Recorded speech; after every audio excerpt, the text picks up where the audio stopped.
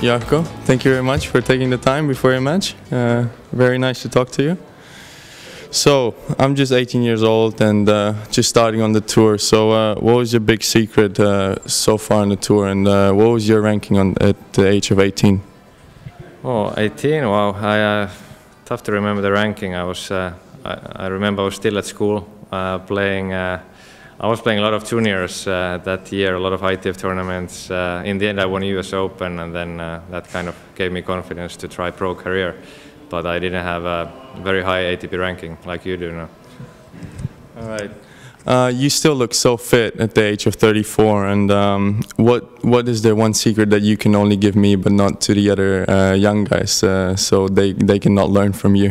Well, I always thought that I always loved to work hard. I think I had a very high passion to try to improve every day, since I was your age until this day. Even though nowadays it's more difficult than when I was younger, but still try to be better. I think that's the key, and then you motivate yourself to practice hard when you just try to and want to be better every day. And also I like to do a lot of fitness. I always thought that when you travel around the world, and let's say you travel from Finland to Australia, and if you lose a match because you get tired, it's pretty frustrating. So I try to be as good shape as possible, not to lose matches because of my fitness, at least to be in a same or better position fitness-wise than my opponent. So yeah.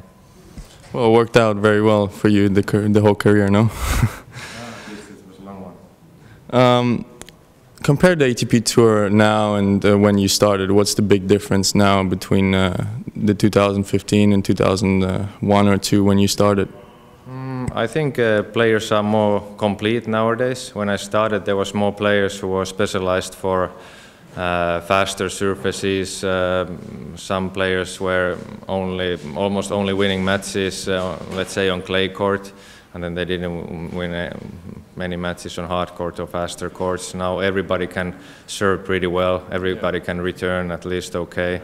So all the players are more complete, and I think the depth is much better than before. It's tougher to break through. I think number 300 in the world plays much better than 15 years ago. Yeah. Is there anything you regret in your career? Any match you lost? Any big moment, or you think you've done pretty well so far? Well, of course I have been disappointed many times, but I don't regret anything because I feel I always gave my best effort, and I always tried to improve, and I made throughout all these years I made choices only based on the feeling that I would like to improve, and it's always easy to look back and say that if I would have done something different, maybe I would have been better or not, but I don't regret anything. I think I made good choices at those times when I made those choices. So what is the key to be a very likable tennis player on tour like you are over the years? And I think everybody enjoys being around you, and I think everybody is really upset that you're quitting tennis now, but what is the key to be a very popular guy on tour? Well, I know I appreciate if many people thinks this way. Sure. I always thought that I can only be myself, and if people like it, I'm happy. I think it's. I respect myself, and I respect all the others, and I think that's also key. It's like I don't try to act. Or I don't try to be nice. I just, I see same people every week. I practice with all guys, young and older players. So I think it's also makes easier to, if you communicate a little bit, and still you fight hard on the court, but that then off the court, you can talk and be nice and say hi and so on. So I don't know. I just always I was I didn't try to be anything else than what I am. So, one question from me. What do you think was your best tennis match, or what tennis match will you remember the most from your career? Oh, wow. I remember when I played first time against Pete Sampras, 2002. That was my first main draw in Grand Slam, even though that wasn't my best match and I lost in straight sets. But that was kind of my idol when I was growing up, and I had his posters on the wall of my room. So it was a pretty big moment to play him for the first time. So that was like such a huge match in the beginning, and after that.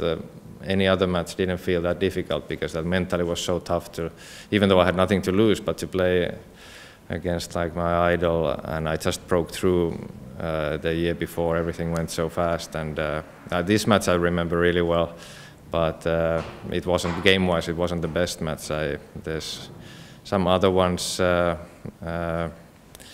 A couple of, I think 2-3 years ago, one of the best ones was when I beat Del Potro for the first time in Monte Carlo. I think we both played pretty well, and I never beat him. And last couple of years I haven't played as good on clay as on the faster court. So if I have to mention that just that match comes to my mind. There was a lot of drama, and it was packed last match during that day, and it was good quality from the start.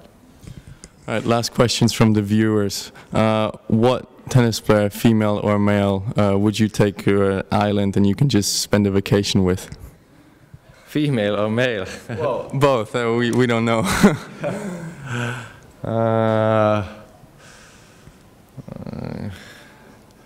Is this a holiday or off-season training? I guess holidays more than anything else. Holidays.